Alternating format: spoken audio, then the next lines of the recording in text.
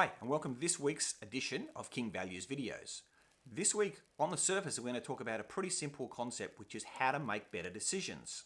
And this, I find, falls under the broad category of integrity, which is the I in the acronym K.I.N.G. So first, let's define what a decision actually is. In the Oxford Dictionary, integrity is defined as the quality of being honest and having strong moral principles. So one of the critical components in making good decisions is to have them based in integrity. So what are we talking about with decisions? We're not necessarily talking about what am I going to eat for dinner or what movie we're going to go and see, but we're going to talk about the decisions that keep you up at night, and these are probably the ones you really want to get a bit of an insight into. So I probably should begin by talking about the origins of the word decision. And it's Latin, of course. So the original Latin word was decredi. It comes from de, which is off, and credi, hopefully I'm pronouncing that right because my Latin's not that great, and that means to cut. So essentially it means to cut off. So cut off any other option. When you're making a decision, you say, I've got 3 different options and I cut off all the other options until I decide on something. Let's talk a bit more in depth about how to make better decisions.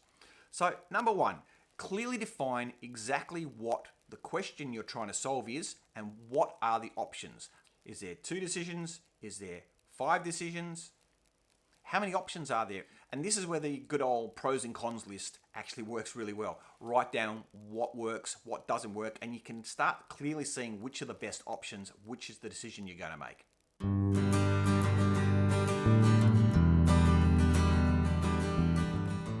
So let's slide into number 2.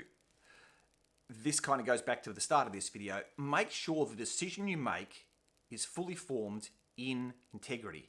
There's lots of shortcuts we can take, and it's a bit of a slippery slope. You want to make sure that the decision you make is going to grow you, is going to be challenging, is not necessarily the easy way out. Sometimes the decision is actually the hardest way out, but it's the thing that's right for either your business, you, your personnel, whatever it may be.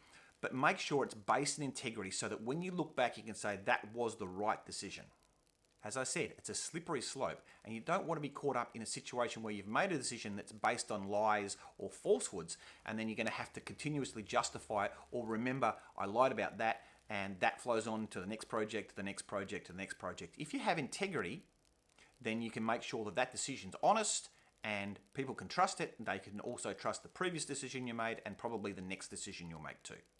So number 3, because decisions affect other people, it's often best to get them involved in the decision making. So this is especially true in a work situation. If work is heading in a direction you need to make a decision, are we going to do this product, are we going to do this, what's the best way to go ahead and move forward? Bring the options to the team and say, what do you want to do? And even better than that is throw it out and let them come up with different options that as a group and as yourselves, you can then decide. It's a lot easier for them to buy in when they've made a conscious effort to help make the decision. On a similar theme, I'll give you a quick example of something that I used to do, and I'm going to show my age here. So I used to go down to the video shop with my partner and we used to hire 10 videos a week. What do we want to watch first? What's the first video we want to watch? We really want to see certain movies that we picked out, but we had a very different broad taste. So this is what we kind of decided is the best decision-making process for this, and it can be applied for a whole magnitude of different decisions. So we would spread out the 10 videos, put them on their spine, and then one by one, we would knock down. I would go first. I would knock down the movie that I would least like to see, and then my partner would knock down the movie that they would least like to see, and this would continue until we basically got one video standing up, and that would be the video we'd watch first. Now, the interesting thing is, it wasn't necessarily the video that I would most want to watch. It wasn't necessarily the video that she would most want to watch, but it was a combined video that we both said, I'd be quite happy to watch that. It was the one that stood the test of time and stood up when all the others fell down. Faced with a range of choices, what movie do you want to watch tonight? So the simplest way is everyone gets a choice to knock out one movie that they don't want to see. So someone might say, I don't want this one. The next person might say, I don't want this one. Then someone says, I don't want this one. Next person says, I don't want this one. And finally, not this one. So that actually means the movie chosen may not be the favourite of person 1 or favourite of person 2, but the conglomeration of the favourite movie that you both want to see. So number 4, is something called the weighted method of decision making. And this is where we've got multivariable decisions to be made, which sounds rather complicated, but it's nothing more difficult than, say, trying to choose a business partner. You might have business 1, 2, or 3 to choose from. So what is the best business to help you with your business? So what you do is you break down the criteria, and 1 might be cost, 2 might be the service levels, 3 might be what sort of contacts they've got, 4 might be the time to implement, and you could have a whole range of these things. And each one you assign a percentage. So with cost, you might say that's 50% of the decision making. So what's the cost for company A, company B, and company C? And you can just extrapolate those out. Then you weigh each choice, you multiply the weight by each rating choice, and then you can calculate a total score. So the cost might be 50%, the service levels might only account for 10%, but their contacts might be important to you, so that might rate 20%, and finally the time to implement might only be 10%. So you can get a figure, company A has this much, company B has this much, and company C has this much. Whoever's got the highest figure, regardless of your perception, is the one that is weighted the most and the one that you'll go with. So a deviation on this is to have a simplified method where you just weigh one criteria at 0 to 100%. Then you choose the highest percentage. So this might be if you're doing a renovation of your house, and you might go, okay, we can afford to either renovate the kitchen or we can renovate the bathroom. So which one are we going to do? We don't have enough money for both. You might then ask the question of yourself or your partner and say, how important is it that we renovate the kitchen? And they may say 80%. What about the bathroom? Well, the bathroom's only 50%.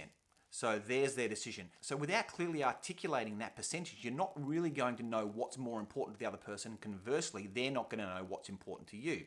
And again, if you've got multiple people involved in this decision, getting a very clear percentage of what's important for each criteria really lets you know and make a decision that's going to affect everyone, but is actually going to be the best outcome for everyone. So we're going to move on to number 5, and this is something that I've used quite a few times, particularly with buying a house or if you're renting, where you're faced with multiple decisions. So if you're buying a house and you might go and see 30 houses, how do you choose out of the 30 houses which is the best one to buy? Each one's got their own features, each one's got their positives and their negatives.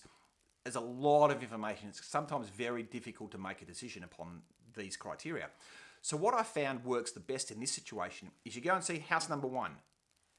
Look at everything, look at all the criteria, look at everything it's got. It's got a swimming pool, it's got a balcony, it doesn't have a second bathroom, it's got upstairs and whatever it might be. And you say, okay, this is now my number 1 house. Then you go and see house number 2 and you say, simply, is this better or worse than house number 1? And you might go, you know what? House number 1 was actually better. So you forget about house number 2. It's not even on your radar anymore. You go and see house number 3. Which is the best house, number 1 or number 3? And then again, same criteria, one decision to be made. Is this better or is this not better than house number 1? It is better? Beautiful. Number 3 is the only one you have to worry about anymore. You forget about 1 and 2. And this goes on and on and on until you've reached your limit of seeing houses, whether it be renting, buying, or whatever the decision might be, and you simply say, which is the one that you've looked at that is number 1? And it might be house number 17, that's the one we're buying. It just takes out all the other information, all the noise that you're going to hear from seeing 35 different properties and simply saying, that's the best one. For whatever reason, I've marked it better than everything else, and that's what we're going to do. Let's move on to point number 6. So this is just basically having a good understanding of different parts of how things work. So having a basic knowledge of health, basic knowledge of nutrition, basic knowledge of fitness, maybe a basic knowledge of education, basic knowledge of how to build things. The more knowledge you have in these areas, general areas, and you don't have to have a massive in-depth knowledge of every single thing, you're going to be able to make better decisions. So if you're in your 40s and you're going, I'm putting on some weight, I want to know how to be better and how to live longer, how to be fitter, how to stay up with my kids, etc., etc. If you've got a basic knowledge of how nutrition works and how it works on your metabolism, how to get fitter, how to prevent heart disease, having a general knowledge, medical knowledge of things that could go wrong and things you can do to prevent them is going to immediately give you better decisions. Do you go and have pizza that night, or you go, you know what, I'm not going to do that, I'm going to have my salad. Or I'm going to have 5 meals today, but they're going to be smaller meals, whatever the knowledge you may have in this area. If you've got a pretty decent idea about how things work within your body, medical-wise, If you're going, I'm starting to feel some heart palpitations, you're going to know what might be going wrong. If you go, what's this rash? Or, my elbow is sore. You're going to have a general knowledge of what could cause it and, again, how to fix it. So decisions made based on better knowledge is certainly going to be a decision made better than if you're hoping or just going, I'm just guessing. So surrounding yourself with friends who are quite knowledgeable and know a lot of things is going to make it much, much easier to make better decisions because, again, you can pass it past them and they can give you your input. And that leads to probably the one that I found the most interesting, which is point number 7. And this one's called the wisdom of the crowd. Okay, for this one, we're going to jump in our time machine and head back to 1906. And there was a scientist and polymath called Francis Galton. And he went to the Plymouth State Fair and he watched and observed this competition where all these different people got to guess the weight of an oxen that had been slaughtered and basically spread out. Now, he thought that this competition's a bit unfair because there was a lot of farmers and bakers and people who actually use weights every day. And they were guessing as well as other people like artists and musicians and teachers. And he said, this cannot possibly be fair because they just won't know what the weight of things are because they don't use it every day. So what he did at the end of the competition, when someone had won, he collected up all the tickets and he took them back and he actually analysed them. What the competitors did is they wrote down their estimated weight of the oxen on a ticket, handed it in. The one that was closest to the actual weight was the winner. After the competition, Galton took all the tickets and ran a statistical analysis of the 797 tickets that he had read and were legitimate as part of the competition. He found that if he averaged them all out, then the actual weight of the average spread over the 797 people was actually only 1 pound different than the correct weight of 1,198 pounds. 1 pound different. This was actually much closer than the winner of the actual competition and the cattle experts that were also running the competition on the day. Whilst this is only one example, it does seem to prove that using a group to make decisions seems to be more accurate than using a highly skilled individual such as yourself or myself. So there's 7 different examples of how we can make better decisions, which really comes down to what we want to cut ourselves off from to make a better decision. So hopefully this helps you in a broad way with making decisions as you go forward. Thank you for taking the time to watch this K.I.N.G Values video. I'll be back next week with a really good video, so make sure you watch that one. Like and subscribe if you get a chance, and thank you very much for watching. Have a great day.